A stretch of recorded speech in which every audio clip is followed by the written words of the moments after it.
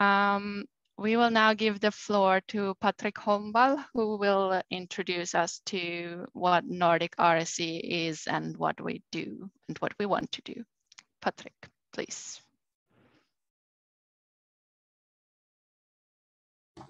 Thank you. Can you hear me? Can you see the screen? Yes, we can hear you and see the screen. Great. I would just like to thank the speakers first for coming here today and giving these interesting talks. And I would like to thank everybody who has not gone on vacation yet. There's still quite a lot of people that are interested in these things. I will now give a short overview of the Nordic-RSE Association, who we are, what activities we're engaged in, and why we think you should join our community. So I hope there are some people who are new to the RSE concept here today, because I will give a very brief background to RSE, what it means, and why it's an important cause. But for more details, I recommend a discussion suggested by Richard Darst during the Unconference, and also the next talk by Anne. So a research software engineer is somebody who combines professional software engineering expertise with an intimate understanding of research. This is a very broad term that applies to a great number of roles, not just in academia, but possibly in industry as well. An example might be a researcher writing high-performance computing software to push their research, or software engineers who start applying their software and tools to academic research. This distinction is, however, open for some ambiguity and might be controversial, as we will hear about in the next talk. Because I think that this is an example where the whole is somehow greater than the sum of its parts. Because a research software engineer might be distinctly different from a researcher. But we'll let Anne go into that. Okay, so what? Why do we care about this? What's the point? Why is it important? Well, today science is becoming increasingly multidisciplinary, and most disciplines are incorporating computer science to a larger extent. We're seeing a rapid increase in both software usage and development, leading to a number of technological challenges and issues to overcome. As a result, PhD students and postdocs are often faced with unrealistic expectations. They are already under immense pressure to become experts in their respective fields.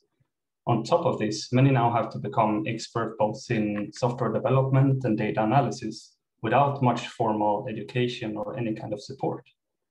This pressure leads to researchers having to cut corners and sacrificing the long-term perspective and drop things like documentation and testing. And we often hear researchers say things like, I don't have time for version control because I'm too busy with research, teaching, applying for grants, etc. As a result, research becomes irreproducible. The codes written become unintelligible or untrustworthy and have to be rewritten from one student generation to the next.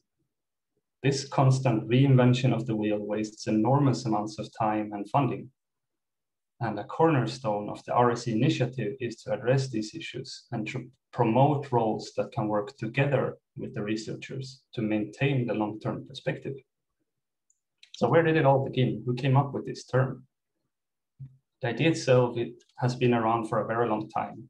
You can see the URL at this screen. All the slides are available in HackMD if you want the full story or a longer story. But the term RSE was first coined in the UK in 2012.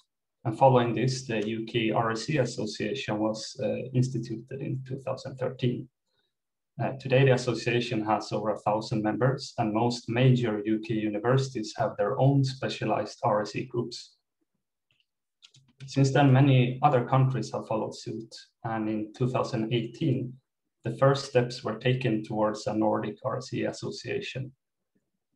This was done by a very small group during a speed blogging session. And over the course of a few months, the Nordic-RSE network was initiated. Work began to secure funding for conferences. And in 2019, the first in-person meetup was held. Since the pandemic hit, however, it has somehow become more difficult to keep up with organizing these events, even online. Our get-together last December was completely virtual, and we had to cancel the conference planned for May this year.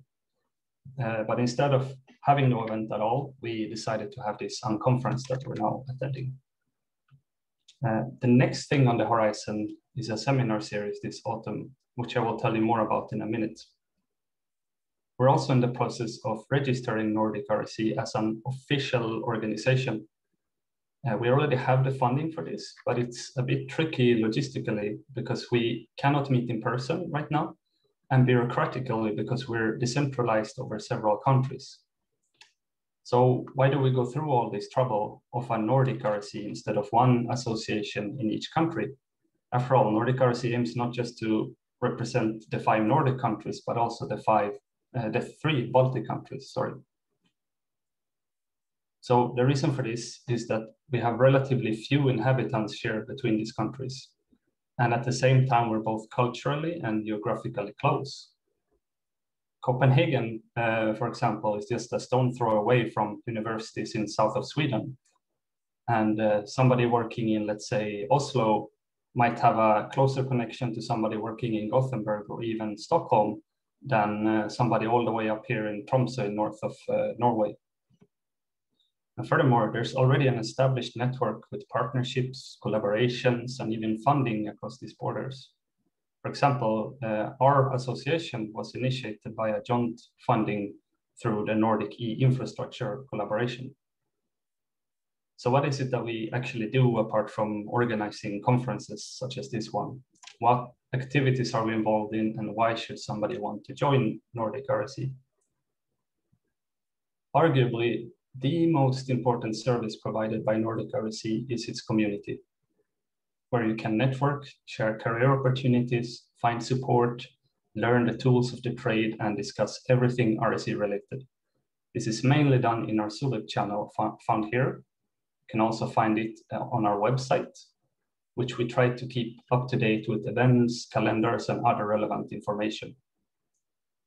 We also meet once a week informally for a virtual coffee break, which is a great way to engage with other RSEs. These meetings can sometimes be quite small because we're very busy people with other engagements, but I would say that that also makes them more personal and engaging.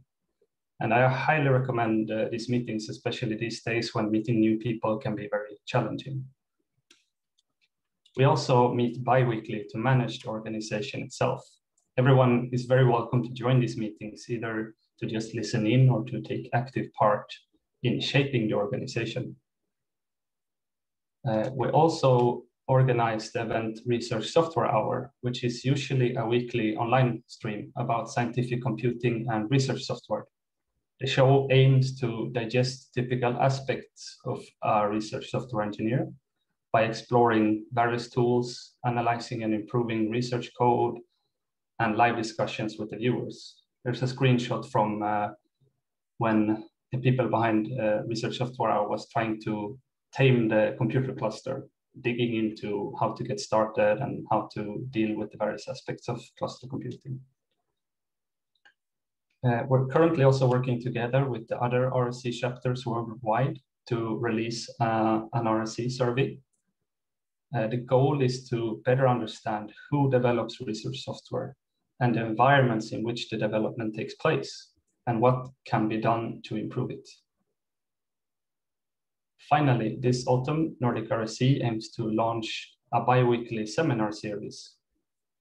We will invite speakers for focus topics on some of the days and let you decide the topic for the others.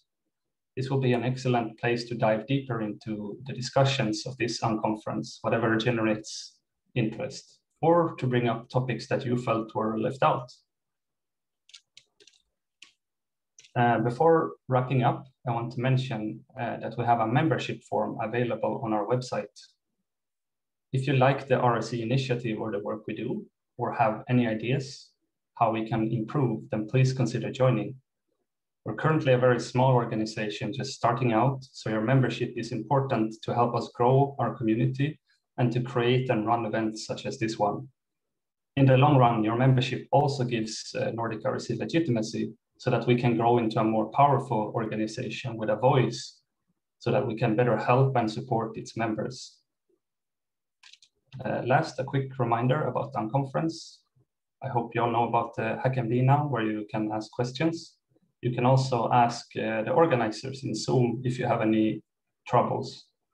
Just look for the NRSE in the names.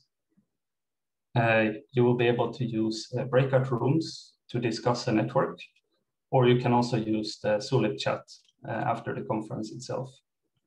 And again, if you want more events like this in the future, make sure to join NordicRSE and to follow us on Twitter. Thank you and have a great Unconference. Thank you, Patric.